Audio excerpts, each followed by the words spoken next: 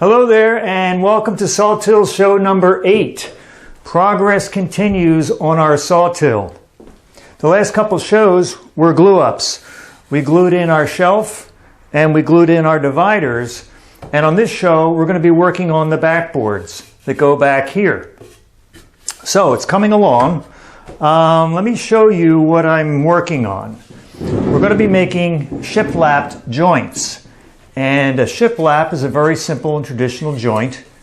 Basically what you do is you take your boards and you put rabbets on the edges and then you simply overlap them. And that's a shiplap joint right there. You leave a little gap there for expansion, but that's all it is. Very simple.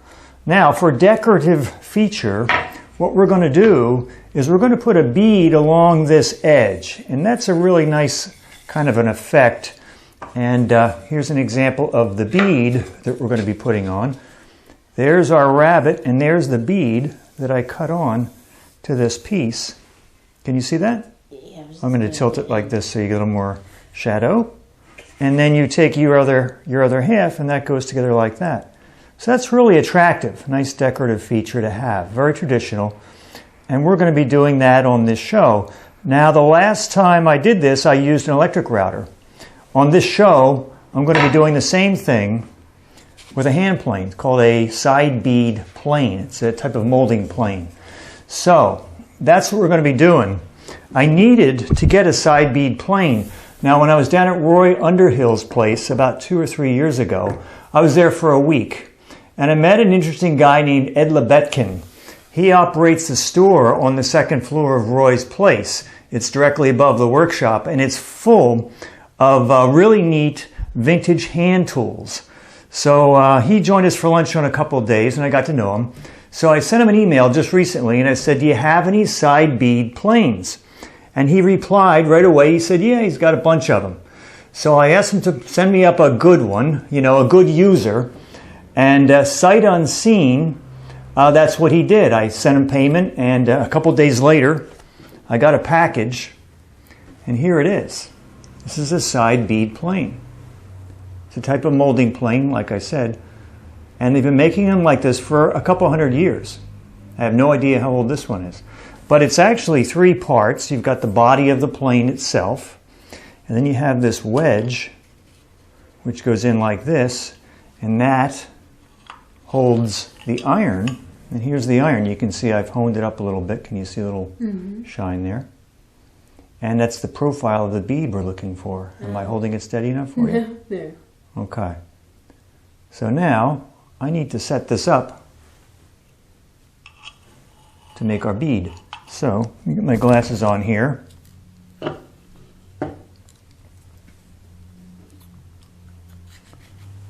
It's a very simple process, but it does take some tweaking here.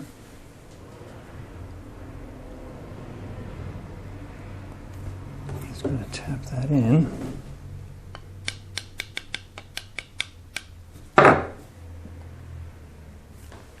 Excuse me. Actually, that doesn't look too bad right there.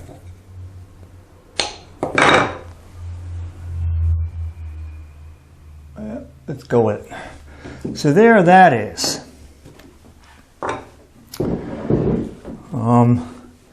Now I have this board. This is one of the backboards. I've already put in the rabbets. You've seen me do that before.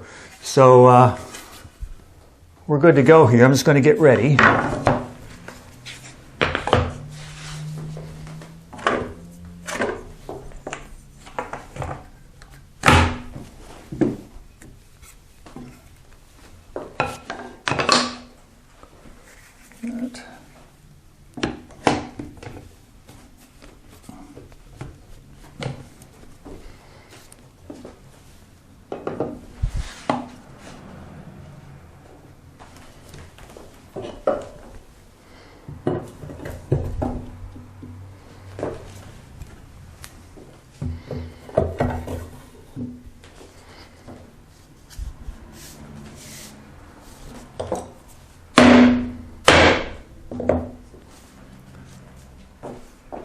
Okay, let's give it a try here.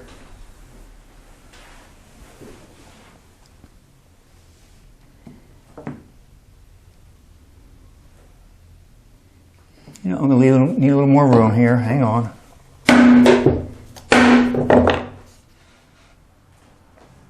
That's better.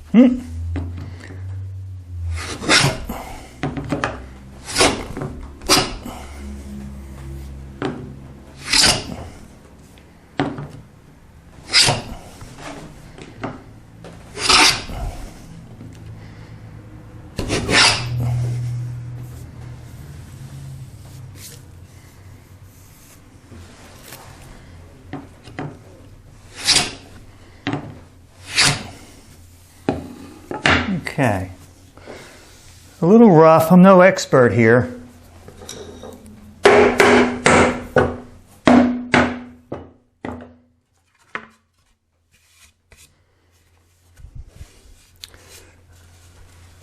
But you get the idea. I probably want to reset that blade a little bit better. But anyway, on the fly, that's what we're working for. So I just have to do this about 4 more times, and we'll be ready to go. Now, woodworking has some great terms. You've heard of spelching. Spelching is where the wood tears out as you're planing cross grain on a board. The wood on the back is unsupported and it tears off. That's called spelching. And it's an undesirable thing, and doesn't it sound like it? Spelching. There's a word for fine-tuning a plane, and that's called fettling. And doesn't that sound like what it is? Fettling a plane. Will you stop fettling with that thing and get on with it? And don't think I won't find out who spelched in my tool chest again. Disgusting. Okay, we're having someone shake their head back there. I think I've gone one too far. So anyway, I'm going to continue on doing this, and when we come back, we'll take it from there.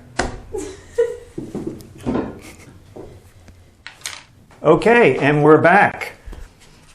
The boards I've finished up, and I'm happy to report that my work with the bead plane improved dramatically. I got much better at it. Also, I backed off on the iron, and that made a big difference as well. It's amazing what a little fettling will do for you.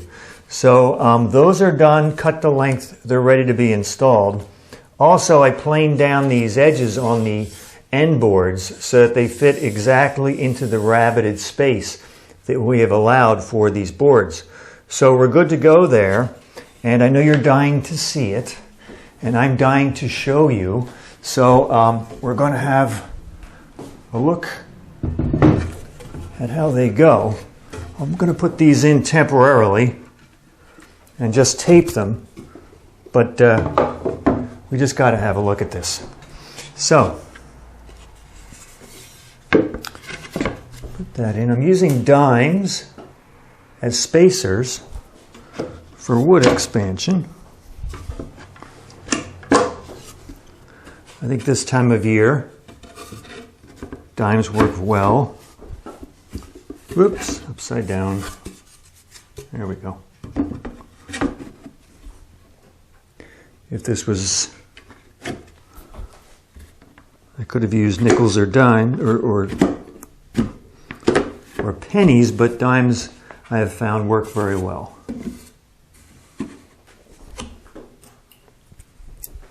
And it's within our budget.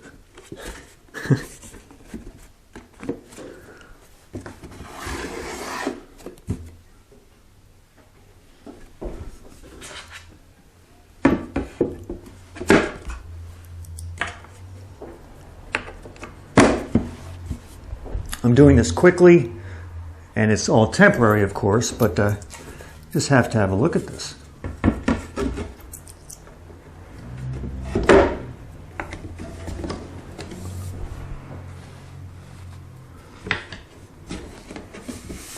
Okay, close enough. Now, I'm just going to use blue tape here. And don't worry, I reuse this blue tape.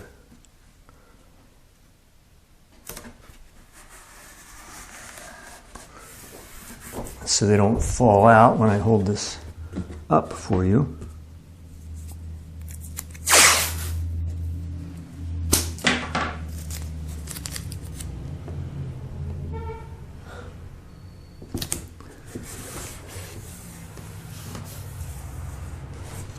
Okay, take my dimes back. I hope that's not the UPS man. Okay. All right, here we go.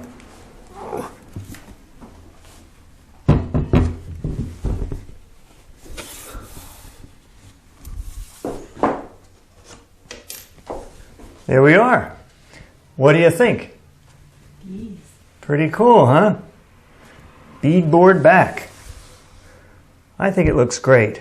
Now, you'll notice that the spacing between the beads here and the sides of the case is exactly the same. Was that really necessary? The answer is no. Typically, I would not have gone to the trouble to get that spacing just right, but I like the math puzzle of trying to do that. And also, these boards are not going to be behind a door or in the back of a case. They're right out front.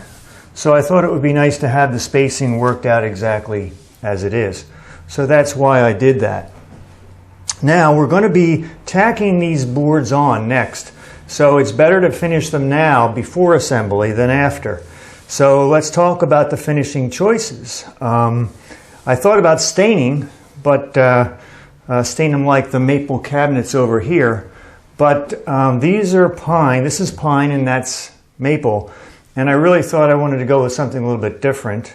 I considered painting this, and I thought maybe I would paint this one color, and then the backboards would be the natural wood color, and we would have that country squire look. But again, I'd be covering up too much of the beautiful pine wood grain. So I've decided once again to go with Danish oil and let the wood grain speak for itself. So a minimal finish, just a little bit of Danish oil, and that'll be that. So when we come back, these boards will be finished, this case will be finished, and we'll begin by tacking them in place. And then where to from there, I don't know yet. We've got drawers to do. We've got a board that's going to go across here to hold the saws in place. We've got a kerf board that has to come across here, possibly another one up here. So a lot of different choices. And you'll be the first to find out which way we go with this. But anyway, I think that's about it.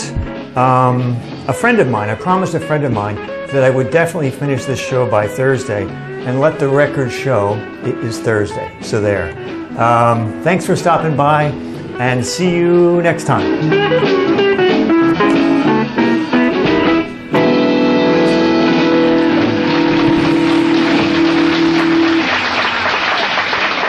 Wasn't that great?